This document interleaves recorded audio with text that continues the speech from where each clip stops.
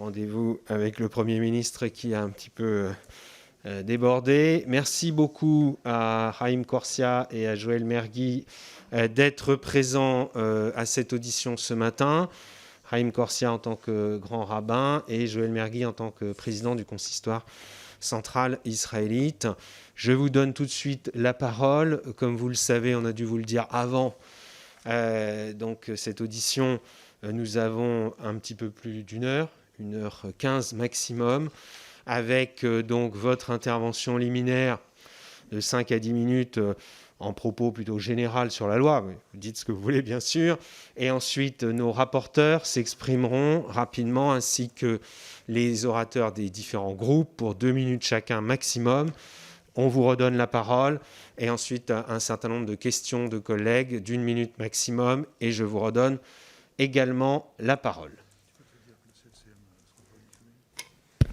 Monsieur le Président, Monsieur le rapporteur, Mesdames, Messieurs les députés, merci beaucoup de nous auditionner pour cette loi qui me semble très importante. Et permettez, puisque nous sommes dans un temps de vœux, de vous souhaiter ce qu'un rabbin du XVIIIe siècle souhaitait, qui me paraît toujours d'actualité, que l'ancien soit renouvelé et que le nouveau soit béni.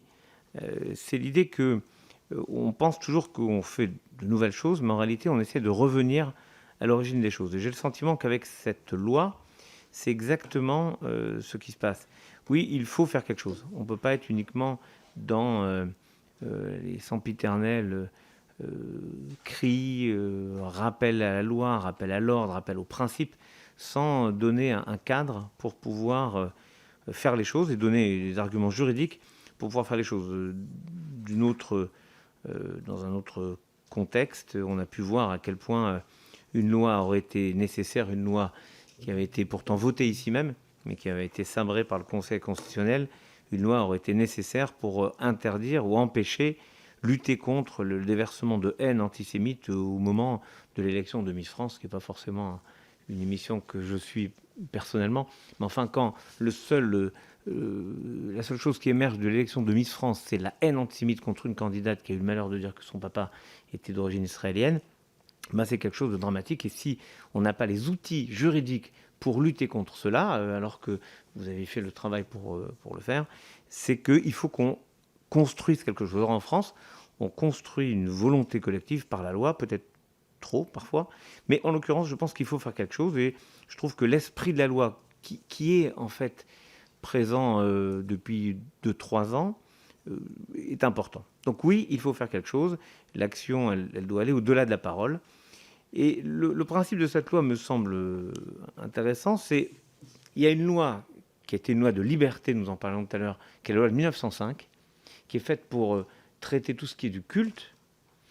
Le judaïsme est quasiment intégralement sur ce modèle, puisque c'est le modèle consistorial que le président Mergui pilote, avec l'ensemble des présidents des consistoires régionaux, donc une organisation que Napoléon avait pensée, enfin Portalis. Et nous avons donc une loi 1905, le culte protestant de la même façon, le culte catholique, lui, est sur un autre portage, puisque c'est la loi de 1907, mais toutes les associations qui sont créées ensuite, y compris dans nos cultes, mais de manière très minoritaire, utilisent les associations de loi 1901 pour faire du culte.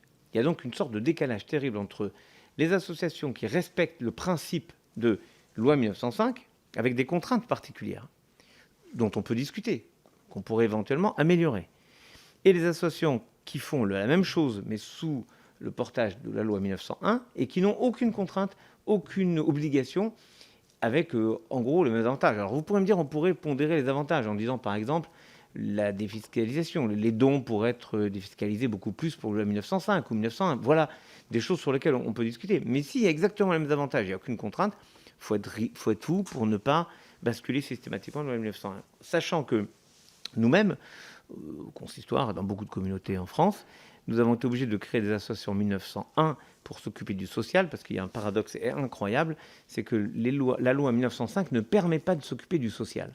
Ce qui, en termes juifs, comme en termes catholiques, en termes protestants, en termes musulmans, dans toutes les religions, donner aux pauvres, qui est le début du social, il n'y a pas que ça, mais donner aux pauvres, s'occuper des personnes en état de faiblesse, de handicap, Si on considère que ce n'est pas dans le culte, on est obligé d'avoir d'autres types d'associations pour porter ces actions qui sont aussi, de notre point de vue, un principe de culte. Donc, en gros, cette loi elle a la vocation de mettre de la cohérence. Et moi, ce principe me plaisait.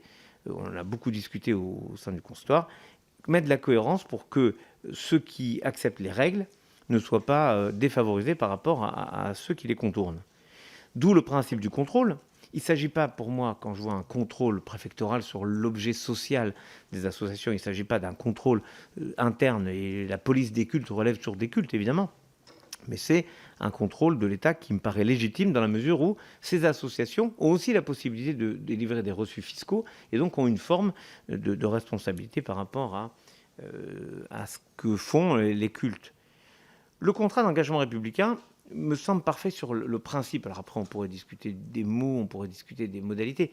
Mais le principe, c'est quand une association, quelle qu'elle soit, reçoit de l'argent du public, et au fond, toutes les associations de France reçoivent de l'argent du public puisqu'elles défiscalisent. C'est donc par nature qu'elles reçoivent de l'argent du public, doivent s'engager dans ce contrat républicain. En gros, la seule chose qui me gêne, c'est qu'on mette ce contrat d'engagement que sur les associations cultuelles, alors qu'on devrait les mettre sur toutes les associations qui œuvrent dans quelque secteur que ce soit en France. C'est ce besoin de cohérence qui me paraît important. Oui, non mais là, ici, on le remet comme s'il fallait le remettre que dans les associations qui feront du culte. Mais je pense que de toute manière, on rattrapera ce qui devrait être fait partout. Voilà. Mais alors pourquoi le mettre spécifiquement ici ? J'ai le sentiment en tout cas que ça apparaît ici spécifiquement, mais bon, après on peut discuter. Enfin, deux petites choses que je voudrais rajouter avant de donner la parole au président Mergui, c'est le risque. Il y a un seul risque, c'est ce que j'appellerais, à cause de mon passé militaire, un risque de dégâts collatéraux.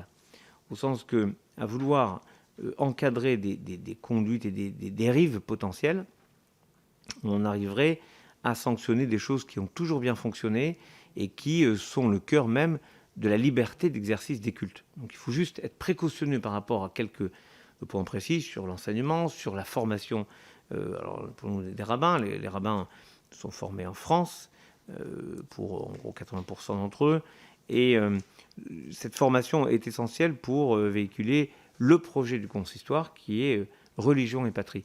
Et je pense que quand on reste dans ce projet de religion et patrie, on est exactement dans l'objectif de cette loi qui est de laisser, pour moi, la liberté d'exercice du culte avec un contrôle de l'État sur ce qui se fait, parce que tout ne peut pas se faire sous prétexte de culte. On a vu des dérives inacceptables et on ne peut pas juste dire les dérives sont inacceptables, il faut mettre en place des outils juridiques pour contrer ces dérives.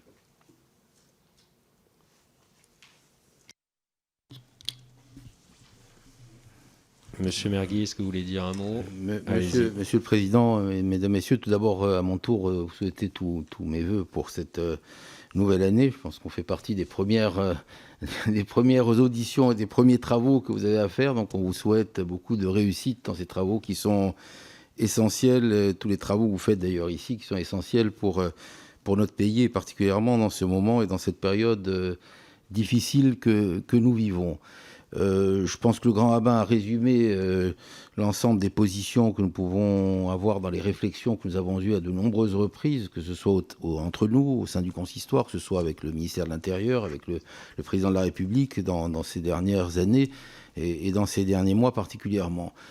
Je voudrais revenir sur insister sur quelques points sur l'état d'esprit général. Le premier point, bien entendu que cette loi et les aménagements sont nécessaires, et quand on traverse les centaines de pages qui sont écrites, même si on ne rentre pas dans tous les détails, il est fondamental qu'il y ait des évolutions qui soient faites pour tenir compte des difficultés que nous rencontrons ces dernières années. Le second point, depuis le début des années 2000, depuis la remontée de l'antisémitisme et ensuite du terrorisme en France, on a été face à une grande difficulté. Quand on a eu à défendre ce sujet, c'est la peur maladive de l'amalgame. On a eu toujours très peur d'identifier le mal. Et j'étais déjà président de communauté et président de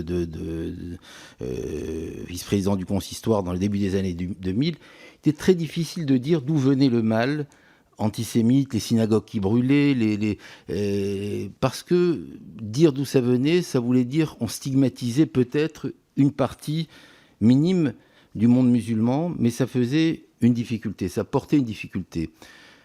On est maintenant 20 ans après. Une partie de l'esprit de cette loi est de lutter contre l'islamisme radical et le terrorisme. On a modifié le nom de la loi pour essayer de rester dans quelque chose de plus unanimiste et de plus républicain. Il faut qu'on fasse attention à ce qu'on ne soit pas en dégâts collatéraux, comme le disait le grand rabbin, en train de créer un climat de suspicion sur l'ensemble des religions, et même celles qui n'ont posé aucun problème à travers leur histoire et à travers l'histoire de notre pays. Comment on fait ? J'en sais rien. J'en sais rien parce que c'est compliqué. La recette est compliquée. Éviter l'amalgame, dire vraiment les choses et ne pas créer un climat de suspicion sur l'ensemble des religions, je crois que c'est une équation fondamentale de ce qui va sortir de là. Pourquoi ? Pas pour le moment immédiat, parce qu'au moment où se crée la loi, on sait ce qui se passe. Je parle de dans 10 ans, dans 5 ans, quand on aura oublié pourquoi la loi s'est créée, et quand les administrations qui auront à gérer une nouvelle façon, une nouvelle relation avec les religions, auront peut-être oublié l'esprit dans lequel on a travaillé aujourd'hui, et vont devenir peut-être beaucoup plus pointilleuses avec des religions ou avec des associations qui n'avaient jusque-là posé aucun problème, par volonté d'équilibre. Et ça, pardon, je le vis quotidiennement dans mes relations avec les préfectures, avec les mairies, avec nos partenaires, parce que ce qui était jusqu'à présent toléré dans un monde où on savait que des religions étaient là, l'est beaucoup moins aujourd'hui, par le risque, effectivement, de se dire si on fait avec les juifs, alors pourquoi on ne ferait pas avec, etc., etc. Donc, je voudrais vraiment insister sur ce point, parce qu'il ne faut pas d'abord, il ne faut pas que le monde musulman se sente stigmatisé dans son ensemble. Ça, c'est une évidence sur laquelle je crois que notre relation dans le cadre des relations avec les autres cultes, on a voulu même, et on est jusqu'à présent avec les cultes musulmans en train de montrer, de donner tous les détails du mode de fonctionnement du consistoire pour essayer d'accompagner l'intégration et le mode de fonctionnement du culte musulman. Mais il ne faut pas qu'on oublie qu'aujourd'hui, l'ennemi, c'est le terrorisme et l'islamisme radical, et ce n'est pas toutes les religions, et qu'on ne se retrouve pas demain, parce que je le vois dans le conseil d'administration, dès qu'on parle de cette loi, avec des présidents de communautés, de consistoires, d'associations de 1905 à travers la France, qui ont toujours fait leurs assemblées générales, leur modèle démocratique, inquiets, qu'ils ne deviennent pas inquiets que la façon dont cette loi apparaisse risque de les inquiéter sur leur mode de fonctionnement qui a toujours été exemplaire. Alors, j'insiste beaucoup sur ce point, parce que dans la loi, il y a l'application de la loi, il y a un phénomène psychologique qui fait qu'on est obligé de faire passer aussi ça à l'ensemble des associations qui se sont distinguées par leur comportement pendant toutes ces années. Ensuite, il y a, et le grand rabbin l'évoquait tout à l'heure, et puis vous avez eu une réponse un peu unanime, je ne sais pas si elle est... Est-ce que, en fait, l'idée que j'avais comprise au départ, il y a quelques années, c'est qu'on voulait essayer de pousser l'ensemble des nouvelles structures associatives cultuelles à se positionner en 1905. Je crois que c'est l'objectif. Alors, si c'est l'objectif, est-ce qu'on est dans l'objectif ? Est-ce que c'est plus attrayant d'être dans du 1905 aujourd'hui, ou est-ce que c'est plus cool d'être dans du 1901 aujourd'hui ? Je ne suis pas assez pointu sur la loi, mais il peut nous sembler que s'il n'y a pas d'avantage nouveau à être en 1905, pourquoi on se mettrait en 1905 ? Soit c'est une contrainte et une obligation, ce qui n'a pas l'air d'être le cas, soit il y a un avantage à être en 1905, et à ce moment-là, oui, on va pousser des nouvelles... Et là, il faut réfléchir à cela, parce que si on veut amener... je souscris pleinement... C'est ce que nous faisons au consistoire. Chacune des associations, les quelques associations, parce qu'il n'y a pas beaucoup de communautés juives qui se créent en France, malheureusement, on est plus dans un schéma de diminution du nombre des communautés juives que dans un schéma d'augmentation.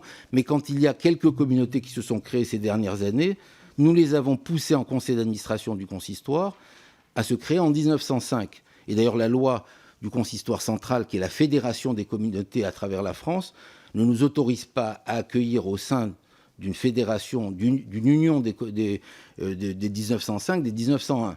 Donc toutes celles qui font partie de l'union des consistoires, c'est-à-dire plusieurs centaines de communautés à travers la France, sont sous le modèle 1905, avec toutes les règles inhérentes au modèle 1905, avec tous les avantages. Mais je n'ai pas fait une étude comparative sérieuse et précise du modèle 1901 par rapport au modèle 1905, mais il faudrait que le modèle 1905 soit plus attrayant. Nous avons évoqué à de très nombreuses reprises ces dernières années la question de la neutralité de l'État par rapport aux religions. J'ai pu dire, et je le dis ici, peut-être c'est le moment aussi de vous le dire, dans ce moment que nous vivons de cette crise sanitaire, j'ai dit au président de la République il y a quelques semaines, et je voudrais le dire ici à vous tous, que la neutralité de l'État ne peut pas devenir une indifférence de l'État par rapport aux religions. Il y a la neutralité. Aujourd'hui, les cultes souffrent de la crise sanitaire. Les synagogues, les églises, les mosquées, tous les cultes souffrent. Il y a une indifférence de l'État par rapport aux souffrances que nous pouvons avoir. Il n'y a pas de possibilité d'aide de l'État, et parce que loi 1905. Mais la loi 1905 n'interdit pas de mettre des militaires qui sont une aide de l'État devant les lieux de culte pour les protéger du terrorisme. Je ne vois pas. Il aurait fallu qu'il y ait une intelligence. Et pour ça, je parle il faut penser à l'avenir. Il faut qu'il y ait une intelligence de se dire, on est en 1905, on ne peut pas aider le culte, mais on peut aider aux conséquences du Covid sur des structures qui reçoivent du public. Et là, il y a une autre façon de voir les choses. Et il y a une phrase, je ne sais plus où elle était écrite, j'ai essayé de le redire, qui dit que cette loi, dans l'article 6, n'a pas pour objet d'obtenir ou d'annuler les subventions au 1905 quand elles ont un objet d'intérêt général. Ça veut dire que quelque part, dans l'écriture de ce préambule sur l'article 6, quelque part, on n'exclut pas la possibilité de l'État à aider des associations cultuelles sur leur partie d'intérêt général et pas sur la partie culte. Donc voilà, je voudrais porter à votre réflexion. Pourquoi je porte à la réflexion ? Parce qu'il ne faudrait pas qu'on dise aux personnes qui créent une 1905, vous allez vous enfermer dans 1905 et vous ne pourrez plus rien faire, alors qu'en 1901, vous pourriez faire davantage de choses. Donc il faut, à mon sens, qu'il y ait une réflexion avec une forme un peu plus attractive de la 1905. On avait évoqué la question, puisqu'il y a un contrôle de l'État qui a toujours existé sur les 1905 et qu'on veut matérialiser davantage dans les textes. Peut-être qu'en contrepartie, la défiscalisation qui est prévue sur l'ensemble des associations à 66% pourrait être un petit peu augmentée dans le cas des 1905, ce qui permettrait effectivement de les rendre plus attractives. Je crois vraiment à la 1905. Je crois vraiment que c'est le bon modèle pour effectivement séparer le culte et les autres moyens, le reste de la vie associative. Mais si on veut la rendre plus attractive, il faut s'y donner quelques moyens. Voilà, l'esprit général, rendre plus attractive la 1905 et éviter le climat de suspicion que pourrait générer la loi et les débats sur la loi sur l'ensemble des religions, en trouvant le moyen de ne pas stigmatiser l'islam, mais en trouvant le moyen de bien dire les choses par rapport aux risques sur l'islamisme radical et le terrorisme. Et je finirai en disant l'urgence qu'il y a à gérer les questions des propos sur Internet et sur les réseaux sociaux, parce que c'est un mal de notre pays qui devient effectivement dangereux, et dans lequel le grand rabbin vient d'évoquer effectivement une des dérives de ces derniers jours. Merci beaucoup. Merci beaucoup, messieurs. Je donne tout de suite la parole à Florent Boudier, rapporteur général sur le texte.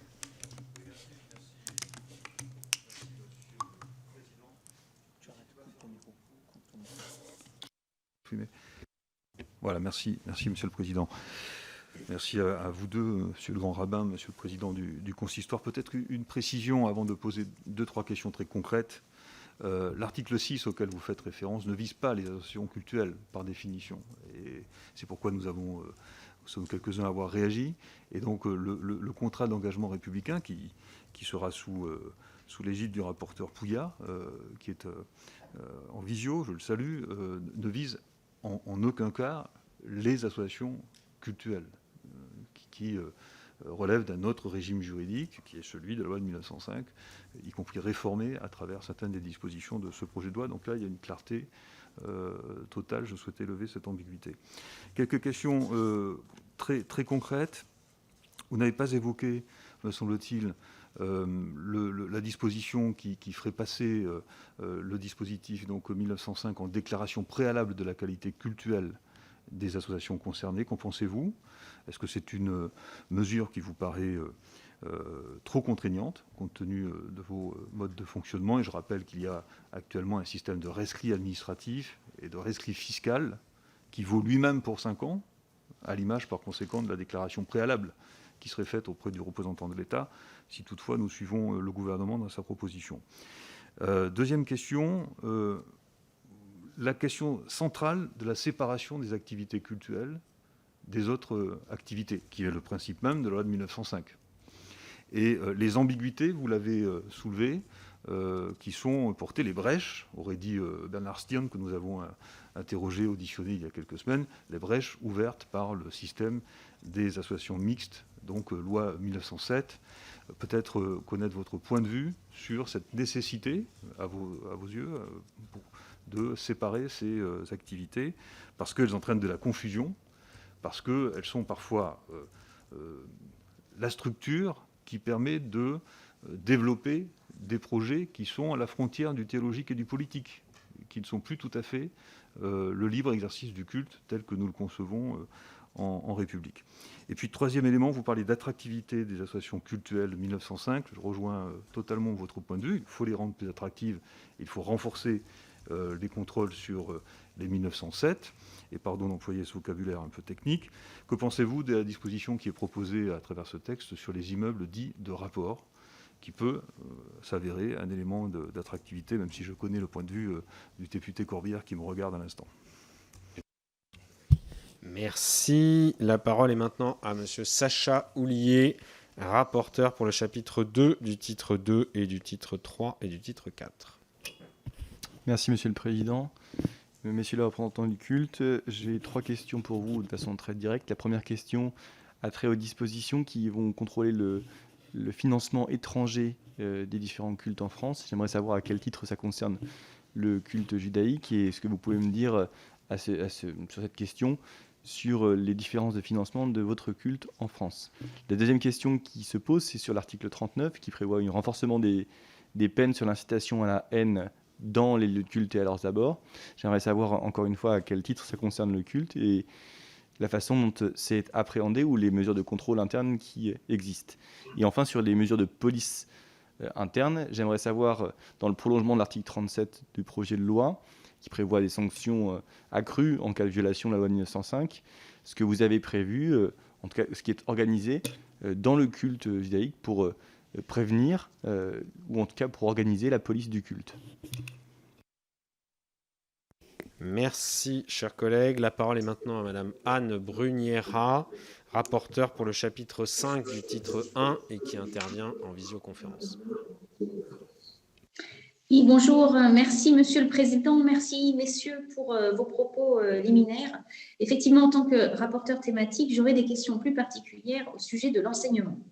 Vous le savez, en France, c'est l'instruction qui est obligatoire et les parents ont le choix d'instruire leur enfant âgé de 3 à 16 ans, soit en école publique, soit en école privée avec ou hors contrat, soit en famille. Des dispositifs de contrôle sont prévus pour que chaque type d'enseignement respecte le droit de l'élève à l'instruction, bien sûr, mais aussi les normes minimales des connaissances requises par notre Code de l'éducation.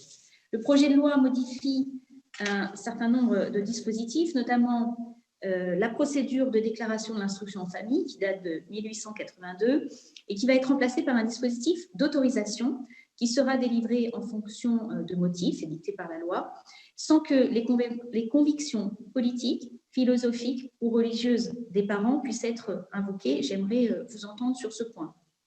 Les articles 22 et 23, eux, traitent du régime de fermeture administrative d'établissements privés hors contrat en cas de dérive de manquement grave et réitéré à la réglementation.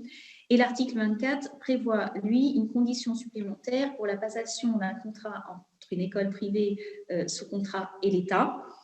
L'établissement privé sous contrat devra démontrer qu'il est en mesure de dispenser un enseignement conforme au programme de l'enseignement public ou en rapport avec ceci. Et j'aimerais là aussi vous entendre sur ce point et bien sûr sur le sujet de l'enseignement privé juif sous contrat et hors contrat. Je vous remercie.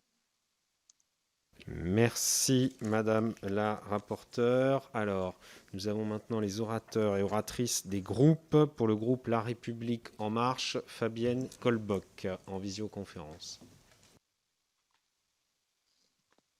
Merci, Monsieur le Président. Merci, Monsieur le Grand Rabbin, et merci, Monsieur le Président. Le projet de loi que nous examinons s'attaque au radicalisme religieux et qui a pour ambition de placer les normes religieuses au-dessus des lois de la République. L'enjeu est bien de lutter contre les divisions et de s'assurer que les principes de la République soient confortés dans toutes les sphères de la société.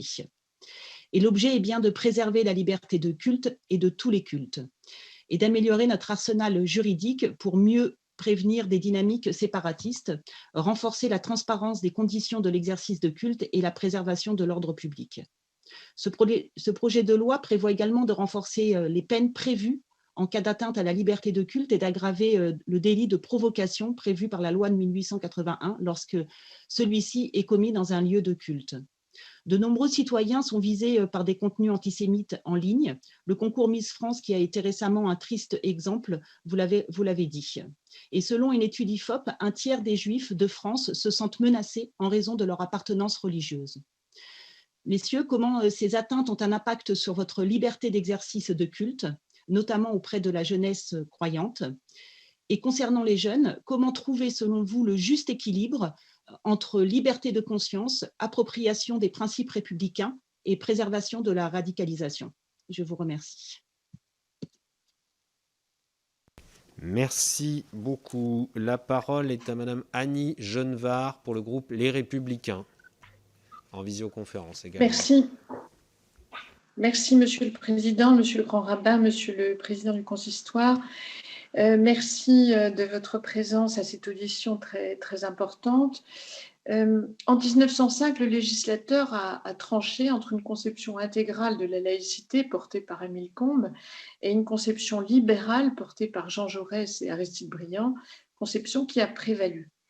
L'irruption d'un islam radical et violent a changé la donne et on voit s'exprimer de plus en plus souvent un discours anti-religieux.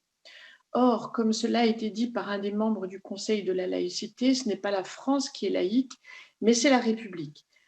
Par ailleurs, comme vous le savez, la Déclaration des droits de l'homme consacre le principe selon lequel nul ne doit être inquiété pour ses opinions, même religieuses.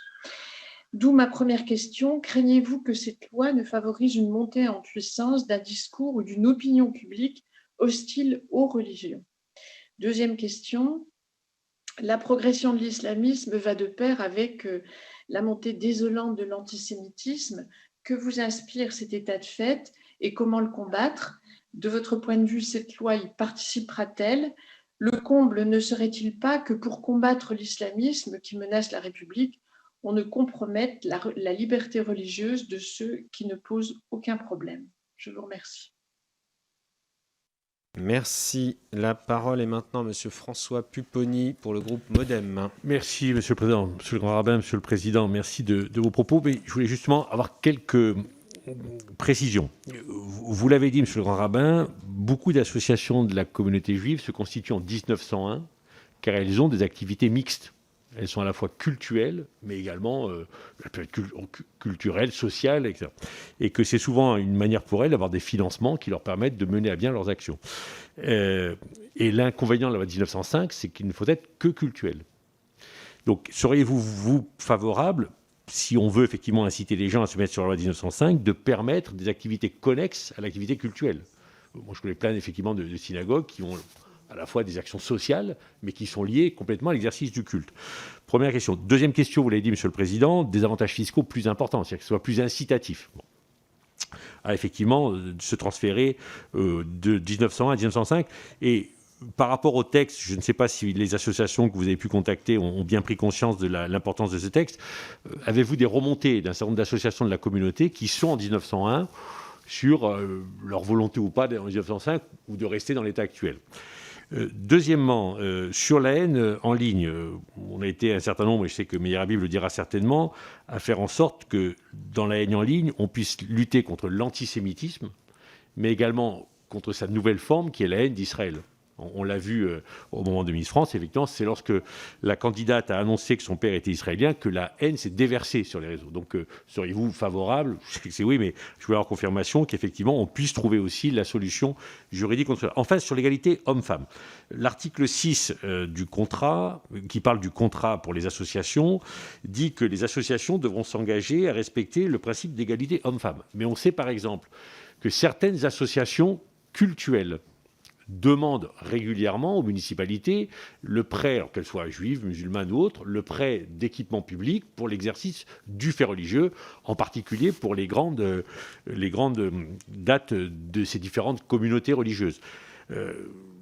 S'engager et la séparation des hommes et des femmes est une réalité dans ces lieux-là. Bon. Donc comment voyez-vous les choses? Parce que moi j'ai vu le cas, je finirai là-dessus, à Sarcelles, où une association de la communauté juive m'avait demandé la piscine, comme toutes les autres associations, mais ils ne mélangeaient pas les hommes et les femmes. Et je leur avais prêté la piscine, parce que je ne voulais pas les discriminer en tant que tels. N'ayez-vous pas le sentiment que dans ce contrat, on risque de ne plus pouvoir demain aider ces associations qui n'ont jamais posé aucun problème et qui demandent juste de pouvoir pratiquer leur activité en respectant leurs règles religieuses? Merci. J'invite toujours les uns et les autres à respecter le temps de parole pour que tout le monde puisse s'exprimer et surtout que nous puissions avoir des réponses.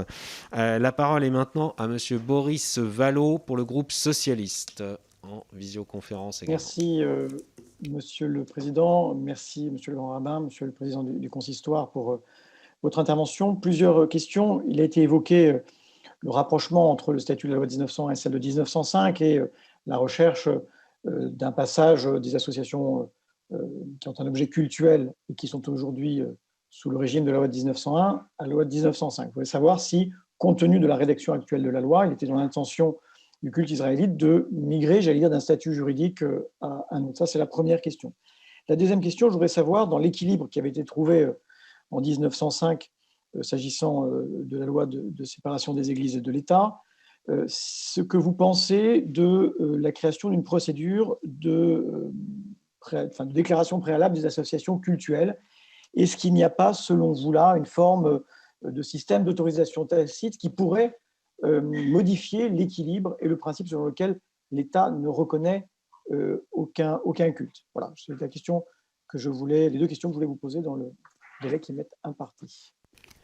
Merci, chers collègues. La parole est maintenant à Monsieur Pierre-Yves Bournazel pour le groupe Agir, et il est également en visioconférence. Merci beaucoup, Monsieur le Président, Monsieur le Grand Rabbin, Monsieur le Président du Consistoire. Vous avez dit au départ, il faut faire quelque chose, et vous avez parfaitement raison, et quelque chose contre quoi? Contre, au fond, la radicalisation de formes religieuses ou politiques, et nous subissons aujourd'hui en France, puisqu'il faut nommer les choses, l'islamisme radical. Il y a des réponses à amener, parce qu'il n'y a rien au-dessus de la loi de la République. La foi ne peut pas être au-dessus des lois de la République. Nous avons un droit à la différence dans notre République. Il n'y a pas la différence des droits. La République, elle protège tous les citoyens, elle protège leur liberté de conscience, leur liberté de croire, leur liberté de ne pas croire. Il y a d'ailleurs un adage juif, je crois, qui dit « la loi du pays, notre loi ». Je voulais évoquer un sujet important, c'est l'antisémitisme. On ne peut pas aujourd'hui regarder notre société si on ne voit pas que depuis, disons, une grosse vingtaine d'années, l'antisémitisme a proliféré. Ce nouvel antisémitisme, c'est aujourd'hui des synagogues qui doivent être protégées. J'aimerais vous entendre là-dessus. Il est difficile de dire que dans une république, on protège la liberté de conscience, car certains citoyens doivent être protégés dans leurs convictions religieuses. L'antisémitisme, c'est dans un certain nombre de quartiers ou de territoires de la République. Beaucoup d'intellectuels, d'universitaires, de spécialistes ont écrit sur le sujet. Cela a amené aussi à certains citoyens de confession juive ou de culture juive à quitter l'école de la République pour se protéger de l'antisémitisme. J'aimerais vous entendre aussi là-dessus, car c'est un sujet majeur de société et le législateur doit évidemment comprendre ce qui se passe dans notre société aujourd'hui. Enfin, vous avez émis quelques réserves sur des points du texte. J'aimerais que vous nous disiez exactement les aménagements nécessaires selon vous, les modifications que vous aimeriez apporter à ce texte afin que nous puissions après en débattre entre nous. Merci, chers collègues. La parole est maintenant à M. Meyer Habib pour le groupe UDI. Merci, Monsieur le Président. Le grand rabbin de France, mon cher Chaim, Monsieur le Président du Consistoire, le docteur Mergui, j'écoutais avec attention vos propos liminaires. Je suis moi-même député français juif. Et depuis que je suis né, comme ça a été parfaitement dit par mon collègue Bournazel, il existe une loi Dina de Malchuta Dina, je le rappelais tout à l'heure, la loi de ton pays est la loi. Et vous, monsieur le grand rabbin, avez dit tout à l'heure, vous avez peur des dérives collatérales. Ne cassons pas ce qui fonctionne bien. Ma collègue Annie Genevard l'a dit parfaitement bien. Les Juifs se sont fondus depuis 2000 ans dans la République, en préservant leurs spécificités, par exemple l'abattage rituel, la shrita, par exemple la circoncision, qui a toujours parfaitement fonctionné, mais toujours en acceptant, en aimant, en chérissant la République. Et quel est le plus beau message d'amour à la République que cette prière, je sais que vous y êtes très attaché, monsieur le grand rabbin de France, mon cher Chaim, à la prière de la République, qui sont dites dans toutes nos synagogues tous les vendredis soirs. Et donc, si on en est là aujourd'hui, c'est pas à cause du jaïsme, c'est pas à cause du christianisme. La réalité, elle est là. Elle est à cause de l'islam fondamental, l'islam radical, qui est responsable de 100% des attentats en France. Et moi, j'ai une certaine inquiétude. Parce que c'est vrai que le fait qu'il n'y ait plus un seul enfant de la République, dans le 93, on en parlait avec Jean-Christophe Lagarde, le président de l'UDI et président du groupe aussi, plus un seul enfant juif aujourd'hui dans le 93 dans les écoles de la République. C'est un échec cuisant de la République, parce que les enfants juifs se sont toujours intégrés dans les écoles de la République, chéris les écoles de la République, et ceux qui veulent, dans la communauté, être dans des écoles juives, tout en respectant les valeurs de la République, l'ont fait. Donc moi, j'ai une certaine inquiétude par rapport à toutes ces discussions que nous avons actuellement.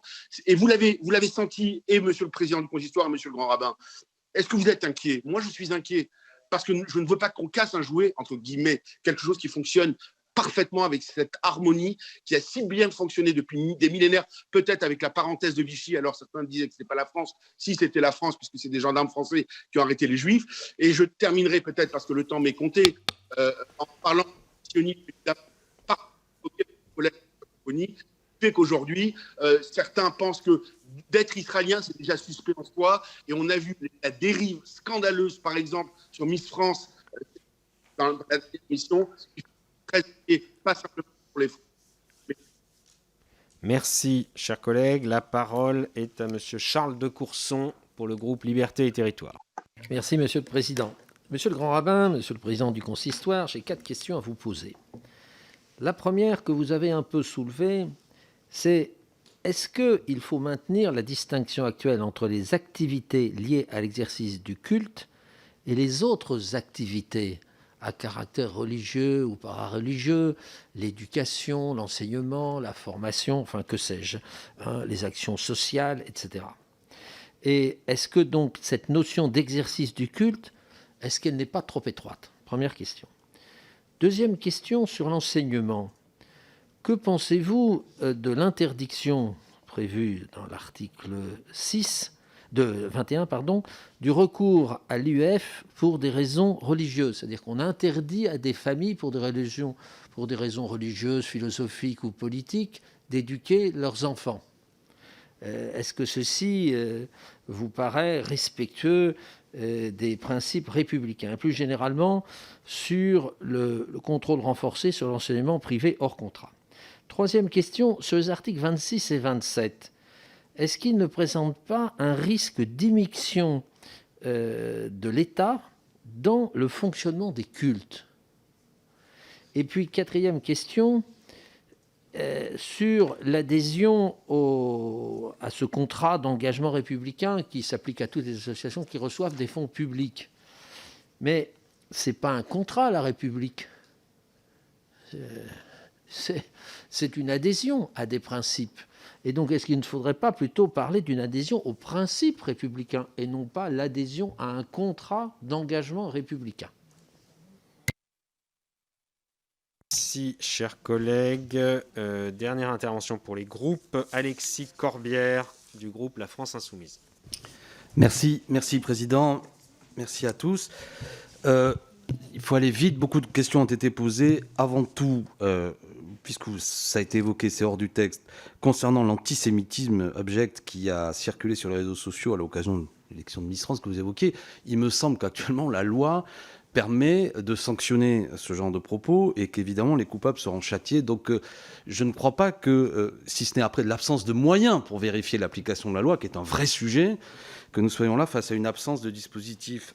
Bon, je mets ça de côté, mais attention non plus, à par moment, ne pas considérer que c'est par une surenchère législative qu'on règle des problèmes quand on observe que même des lois existantes ne peuvent pas s'appliquer en raison après d'autres problèmes qu'il s'agirait de corriger. Moi, je vais essayer d'aller vite, quitte à être redondant, mais ça me semble important. Article 6 a été évoqué par Charles Courson à l'instant. Ne considérez-vous pas qu'il y a quand même un problème si on revient à l'esprit de la loi de 1905, qui est une loi libérale dans le sens de liberté d'organisation du culte. Et évidemment, après d'obligation des fidèles, comme tout citoyen, de respecter la loi, j'y reviendrai. Mais quand il s'agit de demander à des associations, tel que ça a été dit par le rapporteur, toutes les associations, mais également les associations cultuelles, de respecter des principes. Respecter la loi est une chose claire. Respecter des principes, c'est plus discutable. Et notamment des principes d'égalité, notamment, le texte insiste, entre les femmes et les hommes. Malgré tout le respect que j'ai pour l'ensemble des confessions, cette affaire est discutable quand on commence à se mêler sur l'égalité entre les femmes et les hommes, dans la mesure où toute une série de cultes, il me semble que vous êtes concernés, considèrent que spatialement, dans le lieu de culte, par exemple, on ne s'assoit pas au même endroit, et toute une série d'autres aspects. N'y a-t-il pas là une ingérence de la République qui vient se mêler dans le débat, qui, si on comprend bien l'esprit de la loi 1905, n'intéresse pas la République, car elle n'a pas à se mêler de la façon dont s'organise le culte. Article 6. Article 26 également, modification des statuts de vos associations, me semble-t-il. Si je dis une sottise, corrigez-moi, car vous aussi, vos associations désignent ce qu'appelle le texte le ministre du culte. Vous avez sans doute observé que l'article 26 va vous demander de modifier les statuts de vos associations, à moins qu'elles prévoient déjà l'existence d'un ou plusieurs organes délibérants ayant notamment pour compétence de décider de l'adhésion.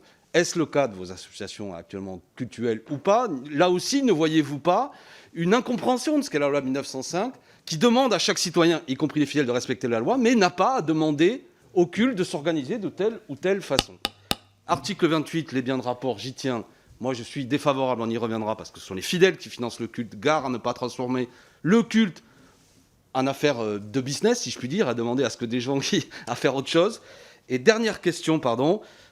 Là aussi, n'y voyez pas malice. Il existe aussi dans votre culte toute une série de gens, de Français, qui peut-être parce qu'ils ne croient plus à la République, envisagent de quitter le territoire, ne vont plus dans les écoles de la République. Pas seulement parce qu'ils sont victimes d'antisémitisme, ils le sont parfois et c'est intolérable, mais aussi tout simplement parce qu'en raison de leurs convictions religieuses, ils ne veulent plus aller dans la République. Que faites-vous par rapport à ça, dans la mesure où ce texte aussi demande en quelque sorte parfois aux religions de se mêler pour que tous ces gens retrouvent confiance, si je puis dire, à la République? C'est peut-être un sujet trop large et on peut avoir d'autres cadres pour en parler. Merci. Excusez-moi, Président. Vous êtes trop bon. Je vous remercie de le saluer pour une fois. Je donne donc la parole maintenant à M. Haïm Corsia et M. Joël Mergui. Vous allez vous partager, je pense, peut-être les réponses aux questions qui ont été posées. Et normalement, nous avons une deuxième possibilité d'intervention pour les collègues. Bien, Monsieur le Président, Mesdames, Messieurs les députés, c'est quelque chose qui est très dense comme question, mais soit je réponds dans l'ordre, soit peut-être d'abord sur les principes. D'abord, oui, je pense que la question des principes est essentielle. Et pour revenir sur la dernière question, sachez que l'école rabbinique qui a été fondée à Metz avait comme vocation d'enseigner aux rabbins à pousser les communautés à faire tous leurs sermons en français. C'était le meilleur agent de francisation d'un judaïsme qui avait des origines à l'époque soit du sud-ouest, soit d'Alsace, soit d'Allemagne ou de l'Est. Et donc l'enjeu du consistoire, c'était de faire que ce consistoire soit un consistoire français. Et donc l'école rabbinique a toujours poursuivi cet objectif quand elle a quitté Metz et qu'elle est venue à Paris. elle a toujours suivi cet objectif. Et même quand elle s'est réfugiée à Chamalières pendant la guerre, elle a continué cet objectif. C'est-à-dire défendre ce qu'est la France, défendre ce que sont les valeurs, les principes de la République. Et on le fait vraiment parce que on fait en sorte que la vie pour le judaïsme soit sereine le plus possible, parce que si quelqu'un doit partir, il faut qu'il le fasse par choix et pas par le fait d'être poussé. Le choix libre de chacun et le choix libre de chacun dans un monde qui est complètement ouvert, enfin ouvert, c'est peut-être pas le mot en ce moment, mais disons globalement qui est ouvert, où on va faire nos études en Amérique, au Japon, en Chine, en Australie ou en Israël, ou à la Bocconi ou à la Sapienza, où vous voulez. Les étudiants bougent, changent. La mobilité dans le monde est plus importante. Il n'empêche qu'il faut que cette mobilité soit l'objet d'un choix et non pas d'être poussé dehors. Ça me paraît très important. C'est c'est un de nos objectifs de faire en sorte de défendre la vision de ce qu'est la République, parce que chaque fois que la République a été forte, chaque fois, le judaïsme a eu toute sa place. Chaque fois que la République a été fragilisée, comme par exemple au moment de l'affaire Dreyfus, le judaïsme a tangué. Et chaque fois qu'elle est tombée, comme en 1940, malgré les votes courageux de nos 80 parlementaires, eh bien, la place des Juifs a été catastrophique. Et donc, je reprends ce que vous disiez, je le pondérerai, tout petit peu ce que disait Meir Habib avec toute sa force et sa fougue. Oui, dans le 93, il y a beaucoup d'enfants qui ne peuvent plus aller dans l'école publique. J'aime moins l'expression l'école de la République, parce que l'école privée est aussi l'école de la République, parce que ce sont les enfants de la République qui la suivent.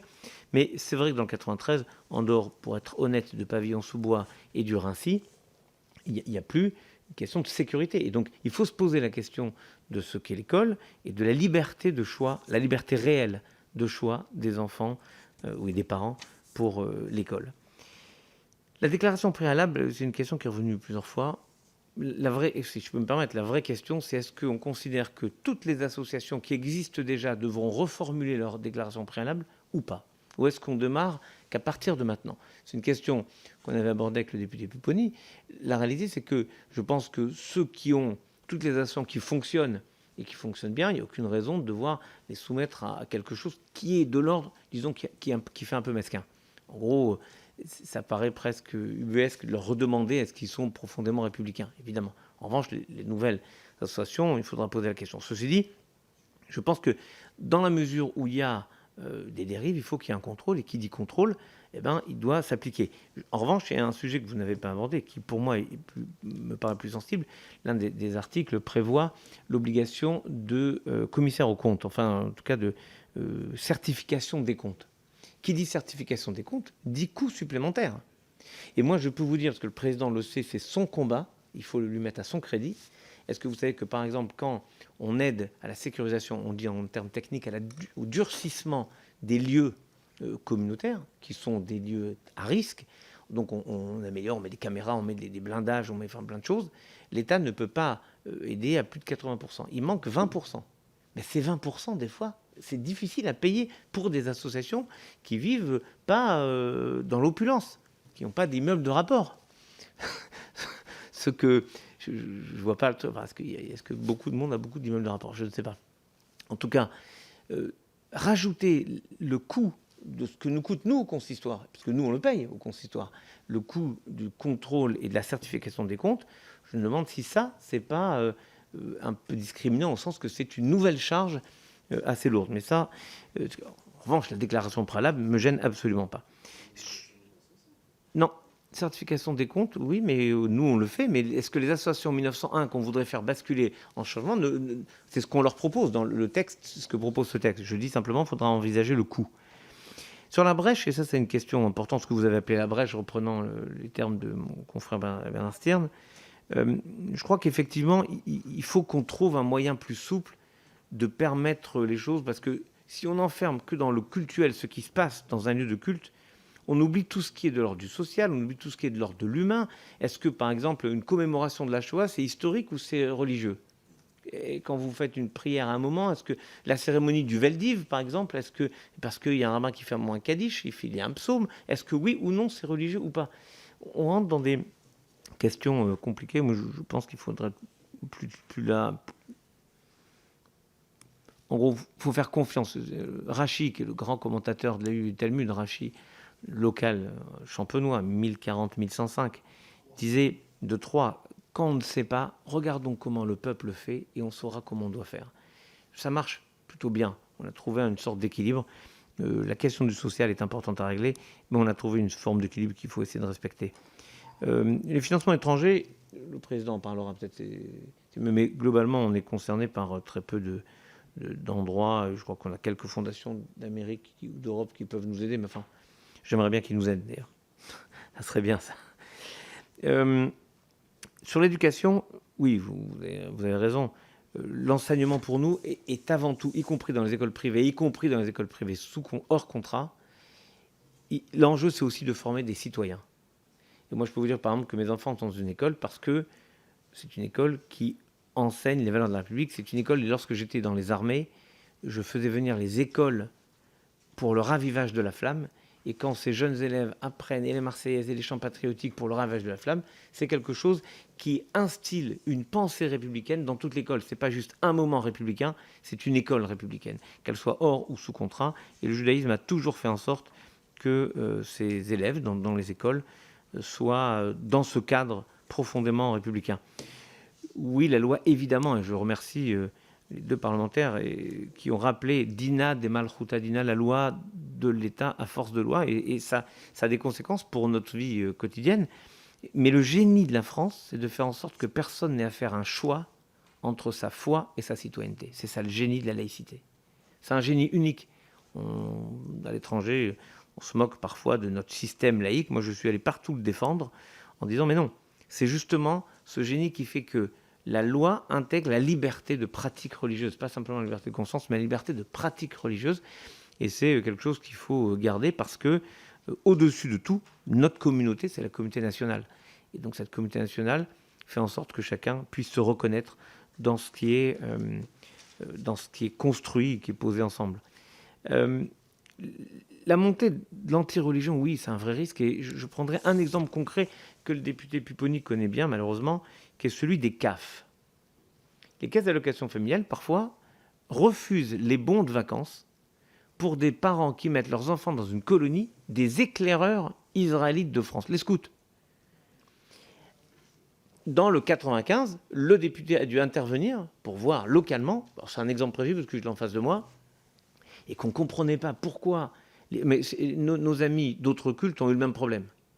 Les scouts, qui sont profondément altruistes, ouverts à tous, et en particulier les scouts israélites, il n'y a pas de raison de passer sous les fourches codines, non pas d'une administration, ce qui serait légitime en France, mais d'une personne qui interprète les textes pour en faire non plus un système de laïcité, mais un système athée. La laïcité n'est pas l'athéisme. Et donc, je vais vous le dire, je plaide non pas pour ma paroisse, mais quand le Secours catholique fait des choses extraordinaires, je ne crois pas qu'on demande un certificat de baptême à celles et ceux que le Secours catholique aide. Donc les cultes produisent aussi quelque chose pour l'ensemble de la société. Et d'ailleurs, si ce n'était pas le cas, il n'y aurait pas la défiscalisation des dons pour les dons pour les religions, etc. Sur la question essentielle qui a été posée par deux fois sur les hommes et les femmes. Alors là, je voulais répondre personnellement à cette question et non pas laisser le président Mergui y répondre, parce que lorsque il s'est présenté à sa réélection, il a été réélu brillamment. Une femme a voulu se présenter contre lui. D'aucuns m'ont dit c'est pas normal qu'une femme soit présidente du consistoire. Et je me suis battu pour dire non. J'ai maintenu le fait qu'évidemment, dans une association loi 1905, ce qu'est le consistoire, une femme peut être absolument dirigeante, administratrice, ce qui est notre cas. Nous avons des vice-présidentes, évidemment. Et ça aurait très bien pu être une femme, et il viendra peut-être un jour une femme qui sera présidente. Mais il y a une grande différence, mesdames, messieurs les députés, entre les instances dirigeantes de l'association qui ne doivent subir aucune discrimination, évidemment, et la police interne du culte, qui seule peut décider qui peut diriger l'office, qui ne peut pas diriger l'office, et comment on organise les choses et l'autre. Moi, je ne vais pas voir pourquoi les églises au Pays Basque mettent les hommes en haut et les femmes en bas dans ces églises magnifiques. Et je vous engage à aller voir. la nef magnifique couverte de bateaux de Saint-Jean-de-Luz, pour ceux qui veulent en avoir la démonstration. Donc oui, aucune discrimination dans les instances dirigeantes, aucune. Et c'est l'enjeu aussi de la société, il n'y a aucune raison que ce soit le cas. Enfin, je laisserai la parole au président Mergui pour la suite, et peut-être je reprendrai quelques réponses, mais je pense que par exemple, ce qu'on fait dans les synagogues sur la prière de la République, c'est quelque chose d'essentiel, parce que ça peut. N'y voyez pas une simple anecdote. D'abord, il faut l'entendre, cette prière, et si vous voulez, je me permettrai de vous en envoyer un exemplaire que vous pourrez diffuser à la commission, parce que je crois que c'est important d'entendre ce que nous disons dans les lieux de culte, et le croyant, quel qu'il soit, met toujours en cohérence ce qu'il dit dans son lieu de culte et ce qu'il vit tout au long de sa vie.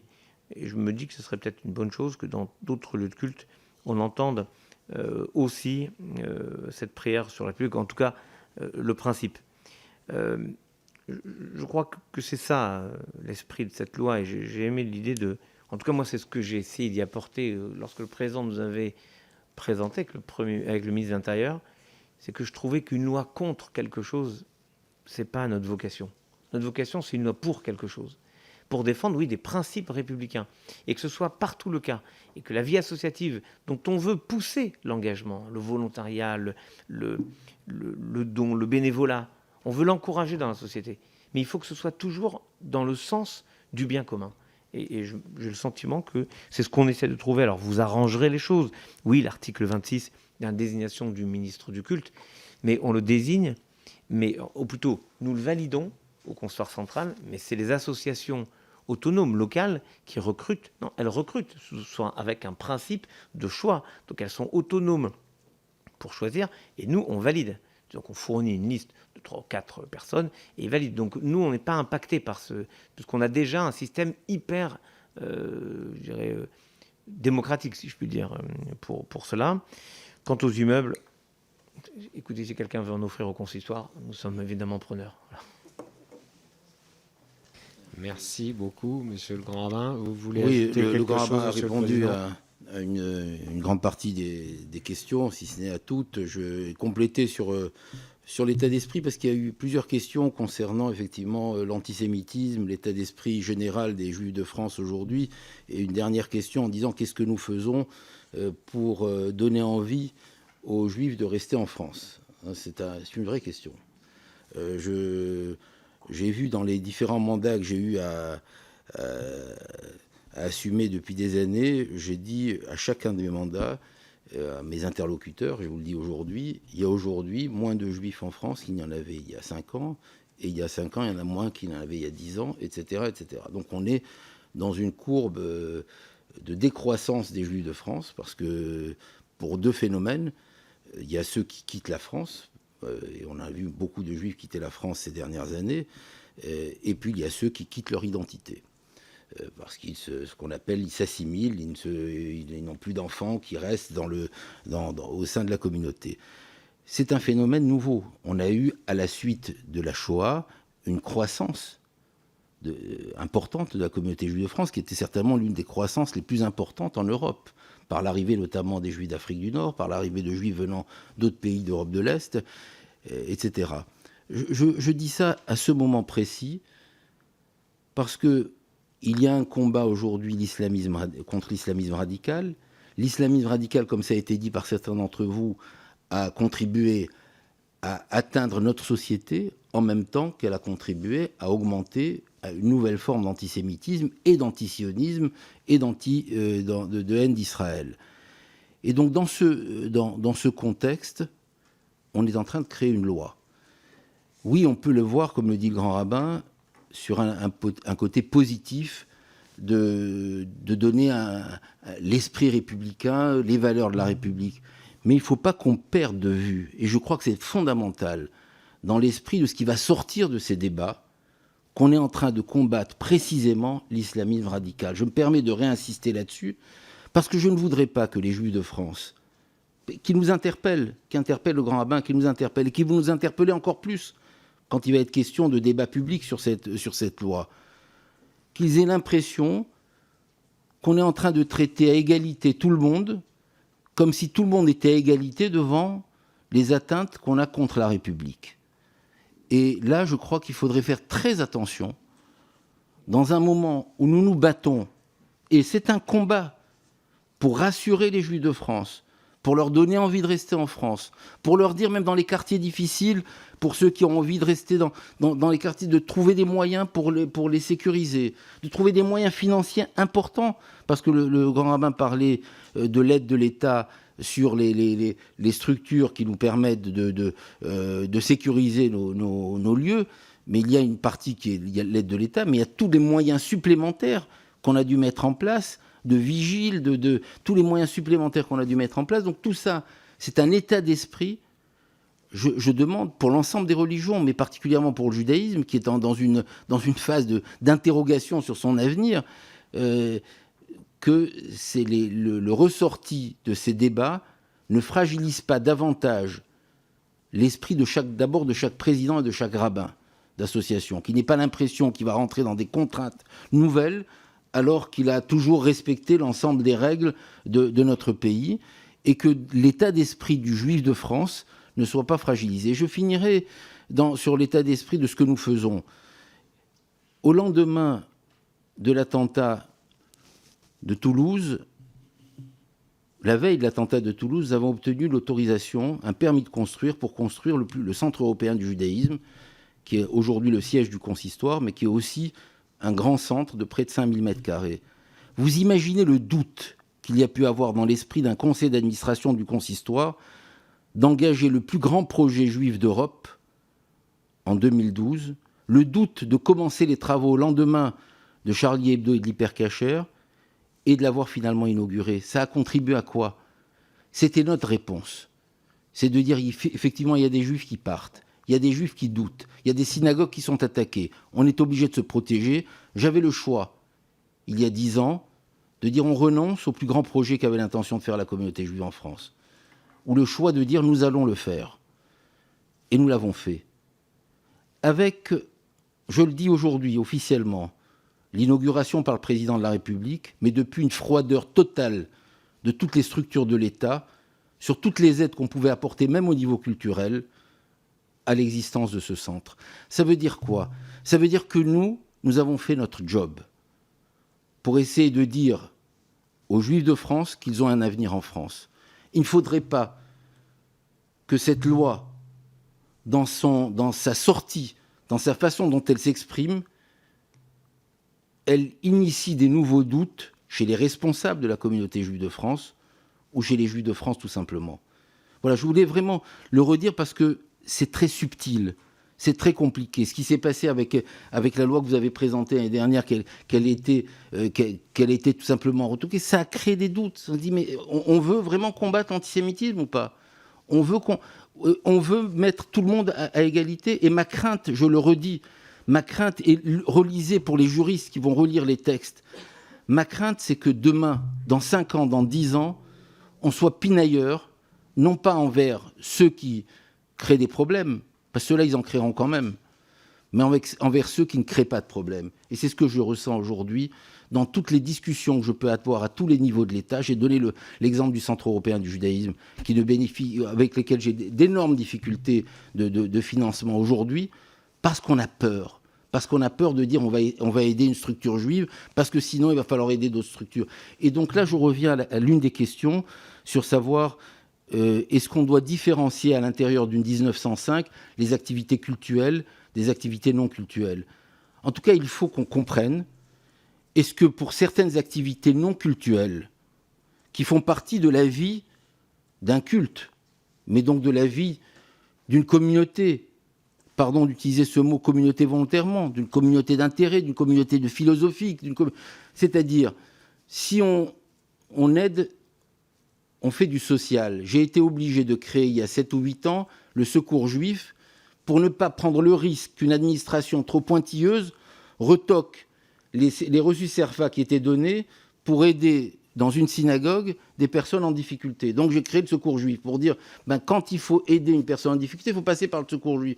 Mais n'est-ce pas la vocation d'un culte aussi de faire ce que nous appelons, nous, chez nous, de la tzedaka, ce qu'on appelle de la charité, ce qu'on appelle dans d'autres... Est-ce que n'est-ce pas la vocation? À vous de le déterminer.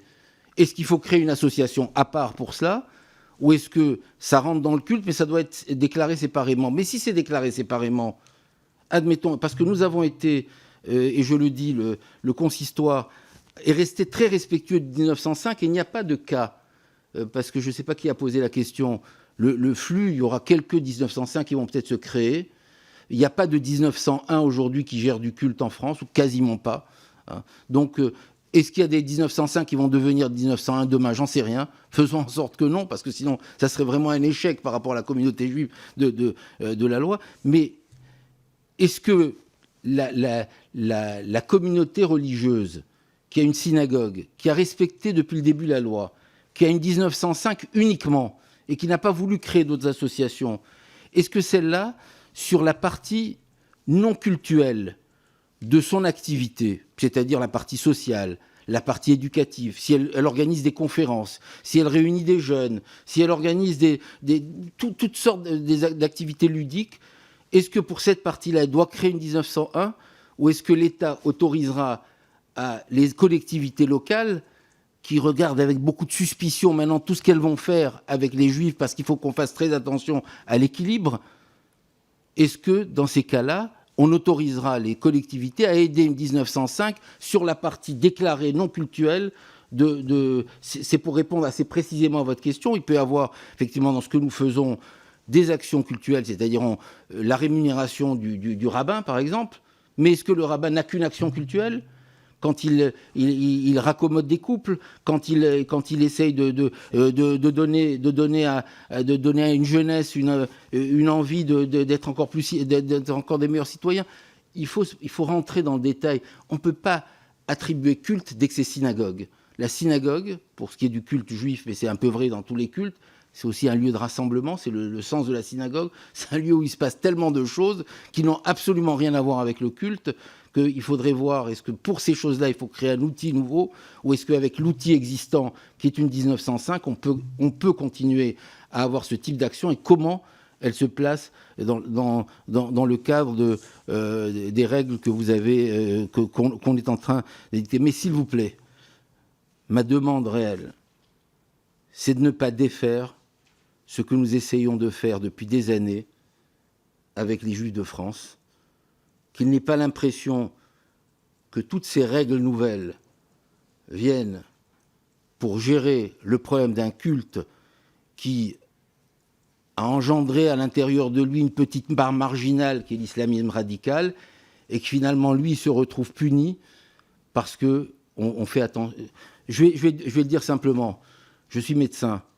Quand j'ai fait mes études de médecine, je n'ai eu aucun problème à demander à mes chefs de service à m'absenter tous les Shabbats et toutes les fêtes. Je n'ai eu aucun problème à demander à mes universités de ne pas composer le vendredi soir ou le samedi pour mes examens. Mais la multitude de problèmes que nous avons aujourd'hui avec les étudiants qui veulent respecter les règles, pourquoi il y a ces problèmes? Tous les Juifs le savent. Parce qu'on est en train d'essayer de gérer un nouveau culte qui est en train de s'installer en France.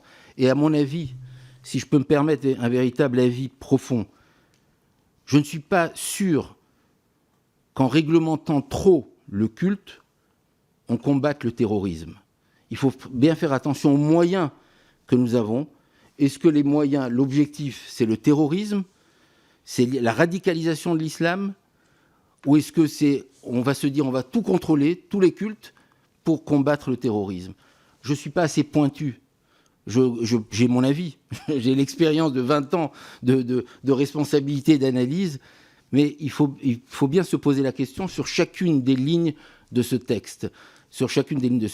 Concernant les financements, pour répondre à toutes les questions, les financements venant de l'étranger, ça ne nous concerne quasiment pas.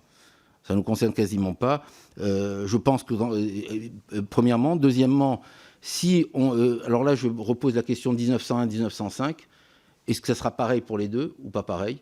Hein. Il n'est pas question, à mon sens, qu'on contrôle ce qui vient en 1905, qu'on ne contrôle pas ce qui vient en 1901. Alors sinon, on est dans quelque chose... Alors on n'est plus dans l'incitation, on est dans la désincitation, on va dire à tout le monde rester en 1901 pour pouvoir recevoir les subventions de qui vous voulez. Pour ce qui est de l'enseignement, je pense que le modèle de l'école juive sous contrat, et même des quelques écoles qui sont hors contrat, est un modèle exemplaire d'intégration républicaine. Donc là aussi, il ne faut pas que ces écoles, ces systèmes scolaires qui ont existé, qui sont à l'épreuve, se sentent stigmatisés aujourd'hui parce qu'on a envie d'éviter des dérives sur d'autres moyens. Pardon d'être insistant là-dessus. Et chacun sait ma proximité avec le monde musulman. Je suis originaire du Maroc, je suis très lié avec les responsables du CFCM, très lié quotidiennement, mais je ne tolérerai pas que le judaïsme, qui a des contraintes religieuses plus fortes que les autres religions, le Shabbat, la nourriture cachère, soit le dégât collatéral d'une règle qui voudrait s'imposer pour limiter l'islamisme radical. Et je ne voudrais pas qu'on rajoute une double peine à des juifs qui sont intégrés dans la société française, qui ont envie de continuer à vivre leur judaïsme de façon pleine et entière, en étant dans des citoyens exemplaires, qu'ils se sentent plus en difficulté, que ce soit les Juifs de France ou que ce soit les responsables des structures associatives juives en France. Merci. Alors, nous avons déjà largement dépassé l'horaire et j'avais 4 collègues qui avaient demandé à pouvoir intervenir rapidement. Donc, je vais leur donner la parole et je vous donnerai la parole ensuite. Ce sera vraiment le mot de conclusion car nous avons une autre audition à suivre que nous faisons déjà patienter. Alors, Xavier Breton pour le groupe Les Républicains.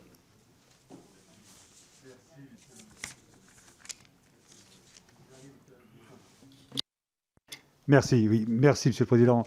Oui, Monsieur le Grand Rabbin, Monsieur le Président, par rapport, je voudrais prolonger vos réflexions sur le terrorisme islamiste et l'islamisme radical pour avoir votre éclairage sur la continuité qu'il peut y avoir entre l'islamisme entre l'islam et l'islamisme et la radicalisation de l'islam, ou s'il y a une rupture.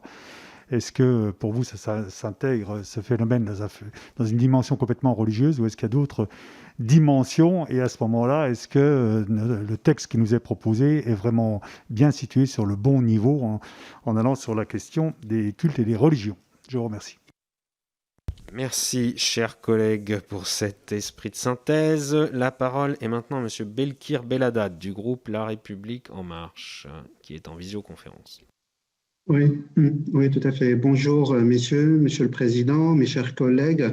Merci au Grand Rabbin d'avoir notamment cité la ville de Metz, où il existe une concorde entre les différentes religions depuis très longtemps, et notamment avec la création de l'école rabbinique que vous avez citée tout à l'heure. Moi, je voudrais vous interroger sur l'article 31 concernant notamment l'extension de certaines obligations comptables aux associations inscrites au droit local à objet culturel d'Alsace-Moselle. J'aurais souhaité aussi vous interroger sur la question de l'interreligieux. Alors, vous avez évoqué ce sujet très rapidement tout à l'heure, mais je voudrais connaître l'état des discussions et des échanges que vous pouvez avoir avec les autres cultes. Merci. Merci, chers collègues, donc de Moselle et de Metz, vous l'aviez compris. Voilà. La parole est maintenant à M. Éric Pouliat, qui est en visioconférence également du groupe La République En Marche. Oui, merci Monsieur le Président, Monsieur le Grand Rabbin, Monsieur le Président du Directoire. Merci pour vos propos. Je vais aller très très vite. Donc, il faut quand même repréciser à nouveau que les associations cultuelles ne sont pas directement liées au contrat d'engagement républicain, ou en tout cas à ce besoin d'engagement républicain, à partir du moment où elles sont strictement cultuelles, et vous l'avez souligné, c'est le cas majoritairement de votre culte. Mais effectivement, cette zone grise, cette mixité possible entre, ou en tout cas le besoin d'avoir une action complémentaire sur le champ 1901, comme vous l'avez indiqué, notamment en matière de solidarité ou de charité, ça dépend comment on le nomme, pose des difficultés. Est-ce que, par exemple, la définition telle qu'elle est définie dans le texte de respect de principes de liberté, d'égalité, notamment entre les femmes et les hommes, de fraternité, de respect de la dignité de la personne humaine et de sauvegarde de l'ordre public, sont des termes qui posent problème ou qui demandent, selon vous, des besoins de définition plus précises? Merci. Merci, chers collègues. Dernière intervention, Madame Laetitia Avia du groupe La République En Marche. Oui, merci, Monsieur le Président. Merci, Monsieur le Grand Rabbin, Monsieur le Président du Consistoire. Vous avez évoqué, bien sûr, la question de la lutte contre la haine en ligne. Et malheureusement, lorsque l'on parle aujourd'hui d'antisémitisme, on parle forcément également de haine en ligne. Et les récents événements à l'encontre de April Appelium ne peuvent que le confirmer. Mais au-delà de cette affaire qui a généralisé la prise de conscience peut-être de cet antisémitisme en ligne, il y a des affaires quotidiennes qui vous remontent. Et vous avez évoqué cette notion d'urgence à lutter contre cette haine en ligne. Est-ce que cette urgence pour vous, elle vient d'une exacerbation vraiment de ces propos antisémites sur les réseaux sociaux notamment, ou d'un effet de saturation? Est-ce que vous avez des éléments sur l'évolution, en fait, finalement, de ce phénomène?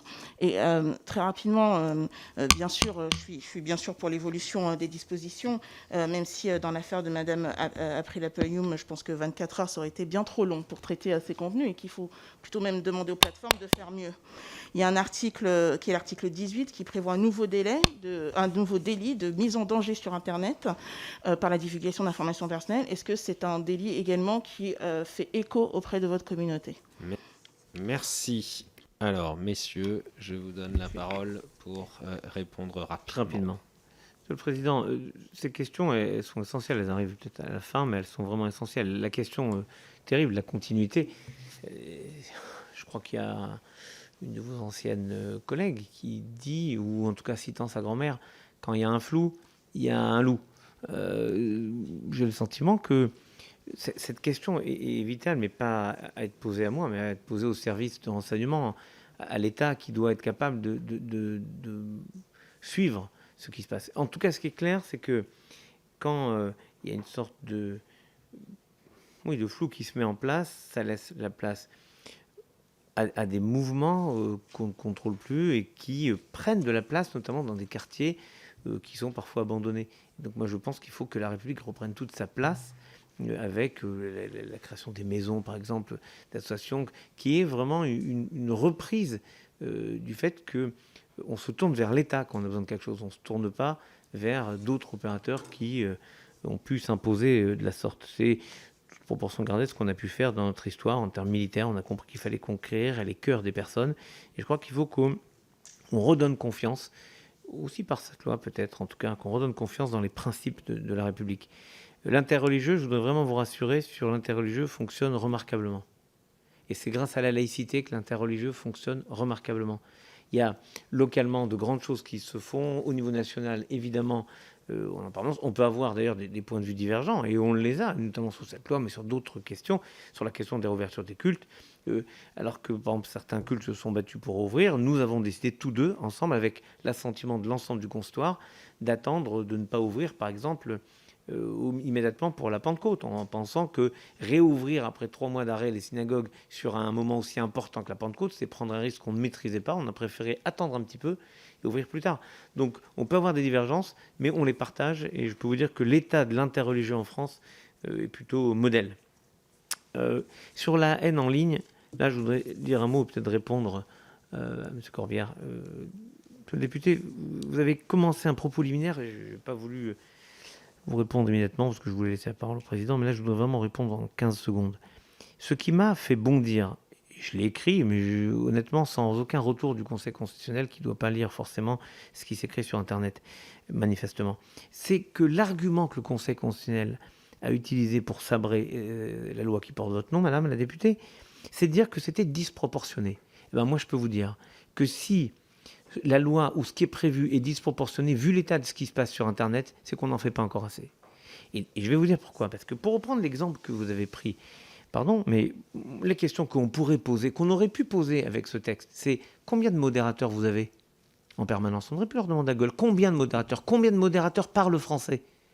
On n'aurait pas été obligé de faire ce qu'on a fait là, que Pharos, tweet par tweet, soit obligé de les signaler, alors qu'on aurait pu bloquer les choses. Et puis, parlons clairement, ce qui marche pour les GAFA, c'est les amendes à l'allemande. Les amendes exactement dans les normes que les Allemands ont prises, c'est-à-dire immenses. ils parlent le langage économique, on peut leur parler le langage économique. Je l'ai vu faire avec un ancien ministre de l'Intérieur qui m'avait convié pour discuter avec le numéro 3 de Facebook. Et j'ai bien compris que ce qui les motive, c'est qu'on leur parle gros sous. Donc cette loi avec des amendes, avec des pénalités et avec une urgence, vous avez dit 24 heures, vous aviez au départ parlé de 1 heure, oui, il faut être capable d'avoir un retour immédiat parce que la rapidité de la haine et la viralité de cette haine sur Internet est une nouvelle donnée. Mais c'est une donnée qu'on voit. Et je voudrais juste conclure en vous disant, oui, avec le président, attention, mesdames, messieurs les députés, aux signaux faibles. Les signaux faibles qui sont fort porteurs de sens. Qu'est-ce qu'un signal faible? C'est par exemple les examens le Shabbat. Comment je peux convaincre les petits de rester faire leurs études en France quand en Italie, quand ailleurs, on va beaucoup mieux prendre en compte cette nécessité? Alors que ça n'a jamais posé de problème, le député Habib en parlait, l'abattage rituel, toutes ces pulsions de la société où chaque fois les gens se disent mais quoi, il en manque après les juifs. Je veux dire, est-ce qu'on est obligé tout le temps de revenir sur les pratiques religieuses alors que le génie de la laïcité en France, c'est la liberté de pratiques religieuses et conservons cet aspect formidable de liberté de pratiques religieuses. Merci beaucoup. On va en rester là pour cette audition très riche comme les autres. Nous allons faire une toute petite, vraiment toute petite pause d'1 ou 2 minutes pour enchaîner avec l'audition suivante qui a l'amabilité et la gentillesse de patienter. Et je vous informe d'ores et déjà que malheureusement l'audition des représentants du Conseil français du culte musulman qui devait avoir lieu cet après-midi à 14h30 est reportée à la demande du président du Conseil français du culte musulman qui a un petit ennui de santé, qui heureusement n'est pas grave, mais qui l'empêche de participer à l'audition. Et donc nous sommes en train de recaler cette audition à mercredi après-midi. Et je vous dirai évidemment, dès que ce sera confirmé, le créneau horaire exact de cette audition du Conseil français du culte musulman mercredi. Voilà.